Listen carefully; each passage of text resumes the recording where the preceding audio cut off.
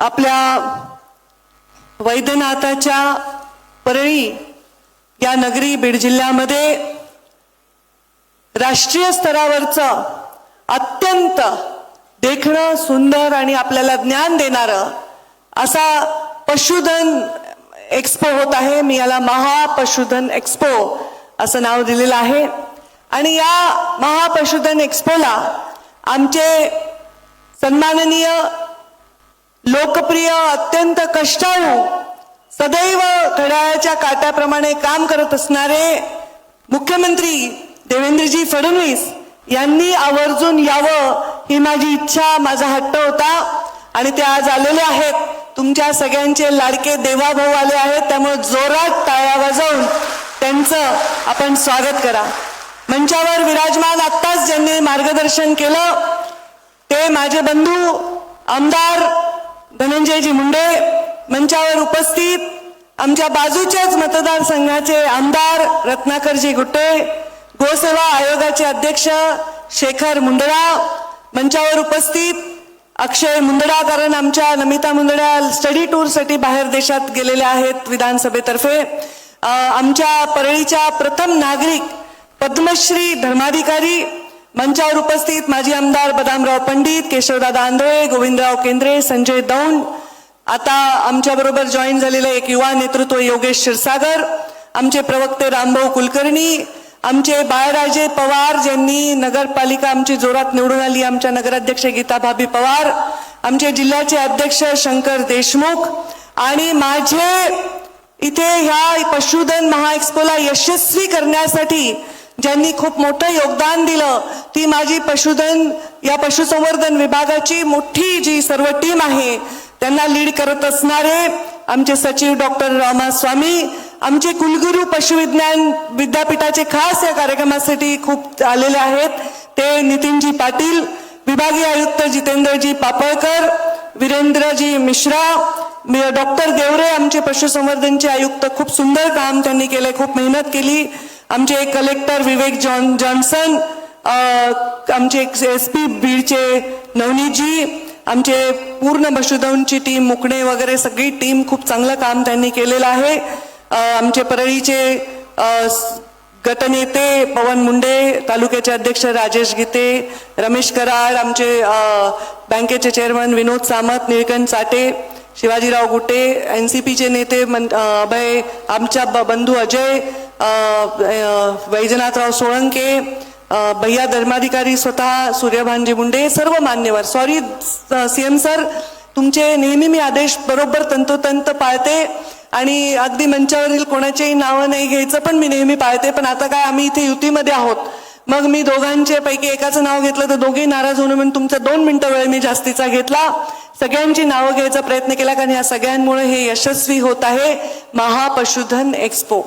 मला जेव्हा सन्माननीय मुख्यमंत्र्यांनी ग्रामीण विकास खातं दिलं होतं तर मला वाटत होतं की मी जरा बहुतांश शहरात वाढले असल्यामुळे मला ग्रामीण विकास करता येणार नाही, तर त्यांनी मला रात्री उशिरा फोन करून मला सांगितलं, पंकजा तुला जलसंधारण आवडतं, मी त्याला जलसंधारण जोडत आहे आणि मी त्यांचे आभार मानेन की त्यांच्यामुळे जलयुक्त शिवार या योजनेमध्ये काम करण्याचं भाग्य मला मिळालं आणि त्याचमुळे माझा दुष्काळग्रस्त बीड जिल्हा जो 2-2.5 हजार टँकरनी तिथे पाणी पुरवठा व्हायचा तो आज टँकर शून्य झाले, टँकर मुक्त झालेला आहे, याच्याबद्दल मी त्यांचे खूप आभार मानते। या महाराष्ट्रामध्ये रस्त्यांची खूप अभाव आहे, एक चांगली प्रभावी योजना कर असं देवेंद्रजी फडणवीस यांनी मला तेव्हा सांगितलं, तेव्हा मुख्यमंत्री ग्राम सडक योजना आम्ही करू शकलो आणि आज या बीड जिल्ह्यामधल्या कानाकोपऱ्यामध्ये, खेड्यामध्ये, वाडी वस्त्या तांड्यामध्ये मुख्यमंत्री ग्राम सडक योजनेतून रस्ते झालेले आहेत। 0% व्याज दरांनी सुमतीबाई सुकळीकर योजना आम्ही केली, तेव्हा बचत गटाची प्रभावी आम्ही काम करण्यासाठी उमेदमधनं त्यांनी आम्हाला मार्गदर्शन केलं। स्वतः प्रधानमंत्री नरेंद्र मोदी कार्यक्रमाला आले होते संभाजीनगरला, या महिला आज सर लखपती दीदीकडे वाटचाल करत आहेत आणि त्यांच्याबद्दल मला कौतुक वाटतं। तसंच आज जेव्हा तुम्ही पशुधन काम करण्याची संधी दिली, पशुसंवर्धन खातं मला दिलं, पर्यावरण खातं दिलं, तेव्हा काय करावं माझ्या मनामध्ये विचार येत होता की आपण ह्याच्यामध्ये वेगळं काय करता येईल, तर आम्ही पहिलं राज्य आहोत महाराष्ट्र ज्यांनी संवर्धन खात्याला कृषीचा दर्जा देऊन कृषीचे सर्व लाभ देण्याचं काम केलं, तेव्हा सीएम साहेबांनी अगदी 15 दिवसामध्ये ही फाईल कॅबिनेटमध्ये घेऊन हे मंजूर करण्यासाठी आम्हाला पूर्णपणे सहकार्य केलं. आज जे कृषीला लाभ मिळतील, जी व्याजाची सबसिडी मिळेल, जे सोलारची सबसिडी मिळेल, जे लाईट बिलामध्ये सबसिडी मिळेल, हे सगळ्या कृषीसारख्या सबसिडीज आमच्या पशुपालकांना देखील मिळणार आहेत. त्यामुळे ग्रामीण भागामध्ये उद्योग आणि उद्योजक वाढणार आहेत. मी सन्माननीय मुख्यमंत्र्यांना विनंती केली आहे की या पशुधन एक्स्पोमध्ये मी आपल्याशी वेळोवेळी चर्चा केल्याप्रमाणे मुख्यमंत्री ग्रामीण पशुधन उद्योजक अशी आम्ही योजना आणू इच्छितो, जेणेकरून ग्रामीण भागातील जीन पॅन्ट तरुण टी शर्ट घातलेला गॉगल घातलेला तरुण उद्योजक होईल. कुणासमोर शहरात जाऊन कुठे ड्रायव्हरची नोकरी करतो, कुठे क्लर्कची नोकरी करतो म्हणून हात पसरण्यापेक्षा तो तरुण स्वतः 4 लोकांना नोकऱ्या देऊ शकेल, अशा प्रकारची उद्योजकाची स्कीम आपण आणली पाहिजे. पशुधन खातं माझ्याकडे आहे. ग्रामीण भागातील 24 लक्ष तरुणांना, बेरोजगार तरुणांना उद्योजक बनवण्याची योजना आमच्याकडे आहे. मुख्यमंत्र्यांनी त्याच्यामध्ये आम्हाला पाठीशी राहिलं, सहकार्य केलं, तर मुख्यमंत्र्यांच्या नावावर अनेक तरुण हे बेरोजगारीकडून उद्योजकतेकडे जाण्याचा प्रवास करतील. आज हे पशुसंवर्धन खातं माझ्याकडे आहे. या खात्याचा मी आढावा घेतला. GDP मध्ये 4% इतका वाटा या खात्याचा आहे. म्हणजे राज्याच्या सकल उत्पन्नामधला जवळपास 2.8%, जो 25% होतो, एवढा वाटा हा आमच्या पशुसंवर्धन खात्याच्या माध्यमातून होतो. देशामध्ये दूध उत्पादनामध्ये आपल्या राज्याचा 5वा क्रमांक आहे मुख्यमंत्री सर. आपल्या अंडी उत्पादनामध्ये आपला 7वा आणि मांस उत्पादनामध्ये 3रा क्रमांक आहे. माझी इच्छा आहे की आपल्या सहकार्याने हे खातं दिल्यानंतर एक क्रमांक तरी येणाऱ्या वर्षामध्ये आपण पुढे जायला पाहिजे. आणि आम्ही याच्यामध्ये पूर्णपणे कुक्कुटपालनामध्ये, अंड्यामध्ये, दुग्ध व्यवसायामध्ये आम्ही याच्यामध्ये फोकस करत आहोत. आपल्या बीड जिल्ह्यामध्ये पण भरपूर मोठं दुधाचं संकलन आहे. बाजूच्या नगर जिल्ह्यामध्ये पण मोठं दुधाचं संकलन आहे, मोठमोठ्या डेअरीज आहेत. यामध्ये यांना जर आपण मोठं प्राधान्य दिलं आणि त्यांना सबसिडी देऊन त्यांच्या पाठीशी आपण उभे राहिलो तर हे उद्योजक कमाल करून दाखवू शकतात. हे आमचं स्वप्न आहे, हे आमचं ध्येय आहे. आज उमेदच्या माध्यमातून अनेक माझ्या महिला स्वतःच्या पायावर उभ्या आहेत. 0% व्याजदराने कर्ज मिळाल्यामुळे स्वतःचा व्यवसाय करतायत. मार्केटिंगचं समर्थन त्यांना मिळतंय, शासन त्यांच्या पाठीशी उभं आहे. मी आत्ताच कलेक्टरांबरोबर मी पूर्ण काल बचत गटाचा पूर्ण प्रत्येक स्टॉलला भेट दिली. तिथल्या महिलांनी अगदी हळदीपासून, कुंकवापासून, फळापासून, लोणच्यापासून, चटण्यापासून, पापडपासून सगळं मला पाकिटं दिले. सगळे पोतं भरून मी घरी घेऊन गेले. घरी साबणांच्या सौंदर्य प्रसाधनापासून या ग्रामीण भागातल्या महिला करता आहेत. त्यांच्यासाठी मला खूप गर्व वाटतो. माझ्या गळ्यामध्ये एक छोटीशी मोत्याची माळ आहे.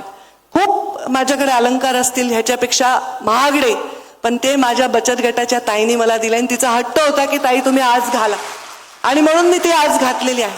ही मोत्याची माळ माझ्या गळ्यामध्ये शोभतीये कारण तुम्ही स्वतःच्या पायावर उभा आहात. मला एवढा आनंद होतो. तसंच हे पशुधन खातं माझ्याकडे शोभावं.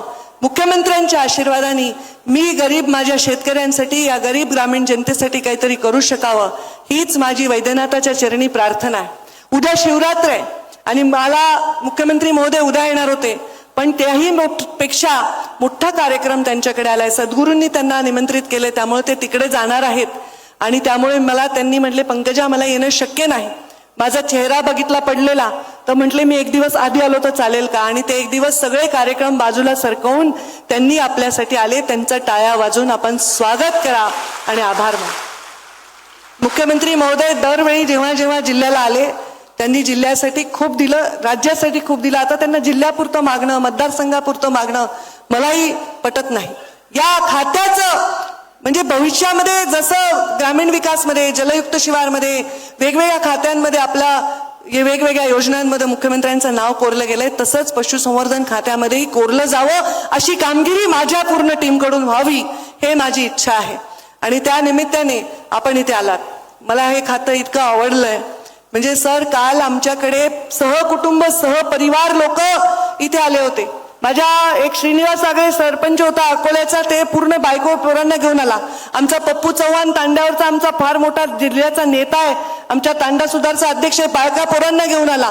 अनेक कार्यकर्ते सहकुटुंब सहपरिवार इथे आले हे पशुधन बघण्यासाठी.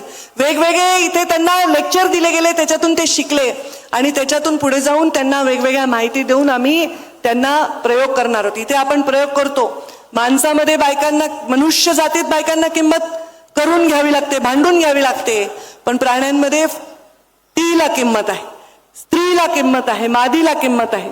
त्यामुळे आता असे प्रयोग करतो. आमचा गोसेवा आयोग आहे, मुंदडाजी काम करतात, त्या गर्भामध्ये असे प्रयोग करू की त्याला गायच झाली पाहिजे, तिला म्हणजे स्त्री जातीची मादीच झाली पाहिजे, अशा प्रकारचा प्रयोग करतो. तिथे ते परिस्थिती आहे. तसेही प्रयोग आपण यशस्वी करून दाखवलेले आहेत. म्हणजे गाय होईल दुभती गाय. अंबरून वासराला चाटते जेव्हा गाय, तेव्हा तिच्यामध्ये मला दिसते माझी माय. हे शब्द मला आज हे भावना आमच्या या पशुधनाविषयी आमच्या लोकांच्या आहेत. काल जेव्हा आम्ही त्यांना हात लावत होतो, लेकरांपेक्षा सुंदर यांना ठेवलेले आहेत. ताई, आम्ही यांची खूप काळजी घेतो, आम्ही स्वच्छ ठेवतो, जीव लावतो, औषध देतो, त्यांना खुराक देतो. म्हणजे एखादा पहिलवान लेकरू घरातलं कसं पाळतात तसं एखादा बैल पाळलं. काय सुंदर इथे एक एक प्राणी आलेले आहेत. ते बघून मला खूप खूप बरं वाटलं आणि ह्याच्यात खूप काही करण्यासारखं, ह्याच्याबद्दलचा माझा आत्मविश्वास दुणावला. आणि आता मुख्यमंत्र्यांनी एवढ्या घाई गडबडीत येऊन या आत्मविश्वासाला खूप चांगली सोनेरी कळा दिली आहे. मला पूर्ण विश्वास आहे की येणाऱ्या बजेटमध्ये पशुधन खात्याच्या माध्यमातून मुख्यमंत्री गावागावातल्या शेतकऱ्याच्या, पशुपालकांच्या हृदयावर स्वार होतील आणि त्यांचे आशीर्वाद जिंकतील आणि त्यांना शिवाचे, आमच्या महादेवाचे आशीर्वादही मिळावे. उद्या शिवरात्री निमित्त माझ्या या पशुपालकांना खूप खूप चांगले दिवस यावे, हीच मी या निमित्ताने माझी इच्छा प्रकट करते आणि माझ्या वाढत चाललेल्या या भाषणाला मी थांबवते आणि माझ्या वाणीला विराम देते. धन्यवाद. जय हिंद, जय महाराष्ट्र.